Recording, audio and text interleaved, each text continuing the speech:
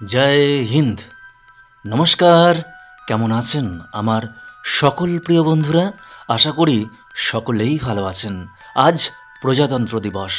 আজ এই প্রজাতন্ত্র দিবস উপলক্ষে আমার সকল দেশবাসীকে জানাই জয় হিন্দ শুভেচ্ছা। আজকের দিনটি পালন করতে গিয়ে প্রথমেই মনে পড়ে আমাদের সকলের প্রিয় নেতাজি সুভাষচন্দ্র বসুর কথা।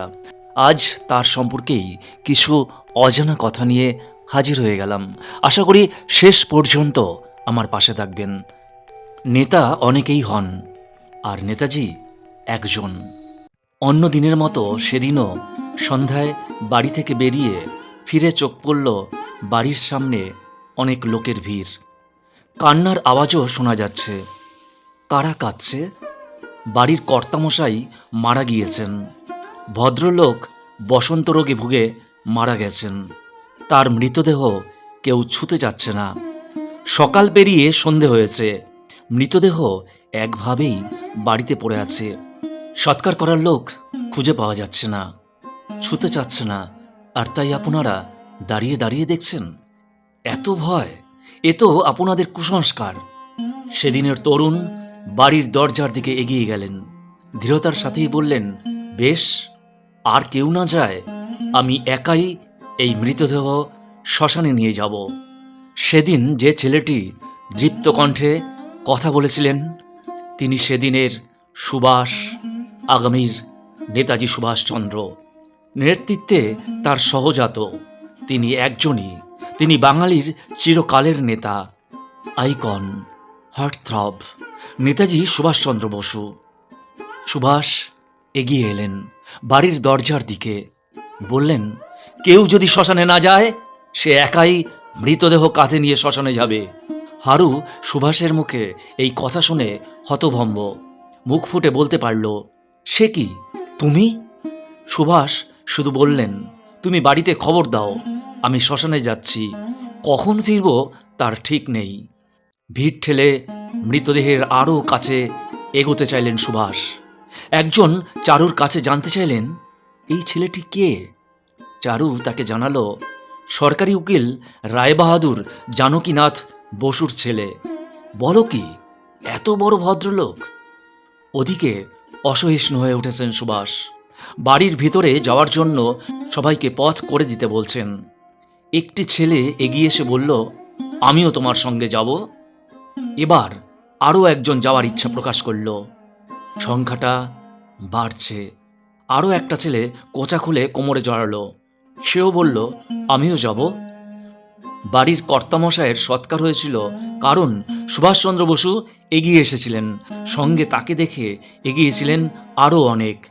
নেতা তো অনেকেই হয়, আর নেতাজি একজন, তিনি আমাদের সুভাষচন্দ্র বসু। সে এক আবেগঘন মুহূর্ত। নেতাজি সুভাষচন্দ্র বসু ডায়াস থেকে নেমে আসলেন। জড়িয়ে ধরলেন সর্দার হরগোবিন্দ সিংকে। বললেন, আজ তুমি বন গয়া সর্দার, ইয়ে সওয়াল কা কোই জবাব নেহি। হরগোবিন্দ সিং বলে উঠলেন, সিঙ্গাপুরে আমার দুখানা বাড়ি আছে, গ্যারেজে 8খানা ট্রাক আছে, 3-4 লাখ ডলার জমা আছে ব্যাংকে। এই নিলামে আমার শেষ ডাক। আমার যেখানে যা কিছু আছে, শেষ কপর্দক পর্যন্ত আমি আজাদ হিন্দ ফান্ডে লিখে দিচ্ছি। ওই মালাটা শুধু আমাকে দিন। অশ্রু নেমে এসেছে বিরাট চেহারার মানুষটার দুগাল বেয়ে। মালাটা নেতাজি সুভাষচন্দ্র বসু পরিয়ে দিতে গেলেন হরগোবিন্দের গলায়। না না না না, এ কি করছেন? আর্তচিৎকার করে উঠলেন হরগোবিন্দ সিং। ওতে আমার পাপ লাগবে নেতাজি। আপনার গলার মালা কি আমি গলায় দিতে পারি? ওটা আমার হাতে দিন। হরগোবিন্দ এতক্ষণে মুখ তুলে তাকায়, সাথে বলে ওঠেন, আরও একটা ভিক্ষা আছে নেতাজি। বলো সর্দারজি। গাছতলা ছাড়া আর তো দাঁড়াবার ঠাঁই রইল না আমার। দিনে এক মুঠো গমও তো চাই। আপনি আমাকে আশ্রয় দিন। আজাদ হিন্দ ফৌজে ভর্তি করে নিন আমাকে।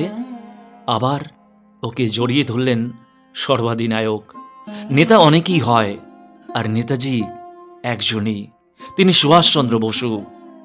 সিঙ্গাপুরের একটি জনসভায় নেতাজি বক্তৃতা দেওয়ার পর আজাদ হিন্দ সরকারি তহবিলের জন্য টাকা চাইলেন। হাজার হাজার লোক নেতাজির সামনে টাকা দিতে লাগলেন সারিবদ্ধভাবে দাঁড়িয়ে। শাহনওয়াজ সেদিনের বর্ণনা দিয়েছেন এইভাবেই। যারা এই লাইনে এসে দাঁড়িয়েছিলেন তারা সবাই অবশ্য বেশ মোটা টাকাই দান করেছিলেন সেদিন। হঠাৎ দেখি একটি নিঃস্ব স্ত্রীলোক বক্তৃতার মঞ্চে নেতাজির দিকে এগিয়ে আসেন। পরনে তার শতচিহ্ন বস্ত্র, মাথায় কাপড় জোটেনি। এ আবার কি করে দেখবার জন্য আমরা রুদ্ধ নিঃশ্বাসে অপেক্ষা করতে লাগলাম। নেতাজির কাছে এসে সে ৩ টাকার নোট বের করে নেতাজির হাতে দিয়ে গেল। আমরা দেখলাম নেতাজির কেমন বাধো বাধো লাগছে। তা দেখে সে বললে, নেতাজি আপনি নিন, এই আমার যথা সর্বস্ব। নেতাজির দ্বিধার ভাব তবু কাটল না, 2 চোখে তার জল ভরে এলো। এরপর তিনি হাত বাড়িয়ে তার দান গ্রহণ করলেন। সভা ভঙ্গ হওয়ার পর আমি নেতাজিকে জিজ্ঞেস করলাম, এই গরিব স্ত্রী লোকটির কাছ থেকে তিনি টাকা নিতে দ্বিধা করেছিলেন কেন, আর তিনি চোখের জলই বা ফেললেন কেন? নেতাজি উত্তরে বললেন, বড়ই মুশকিলে পড়েছিলাম আমি। ওর দিকে চেয়েই আমি বুঝেছিলাম ওই ওর যথা সর্বস্ব। ওই টাকা আমি নিলে ওর অনেক কষ্ট ভোগ করতে হবে, আবার না নিলেও মনে ব্যথা পাবে। তাও ভেবেছিলাম দেশের স্বাধীনতার জন্য ওর যা কিছু ছিল সব দিতে এসেছে। এ প্রত্যাখ্যান করলে ওর মনে বড়ই আঘাত দেওয়া হবে। ও হয়তো ভাববে বড়লোকদের মোটা মোটা টাকাই কেবল আমি নিচ্ছি। এইসব নানা কথা ভেবে এই দান আমি গ্রহণ করেছি। আমার মনে হচ্ছে ধনীদের কোটি কোটি টাকা থেকে তারা যে লক্ষ লক্ষ দান করেছেন, তার চেয়ে এই গরিব মেয়েটির দান মূল্যবান। নমস্কার। আমার এই সংগৃহীত তথ্যপাঠ যদি আপনাদের এতটুকু মন চেয়ে থাকে, তাহলে একটি করে লাইক দিয়ে আমার পাশে থাকবেন। আর হ্যাঁ, তথ্যটি শেয়ার করতে ভুলবেন না। আর সকলেই এভাবেই আমার পাশে থাকবেন। সকলে সুস্থ থাকবেন এবং ভালো থাকবেন। আমি প্রসেনজিৎ। জয় হিন্দ।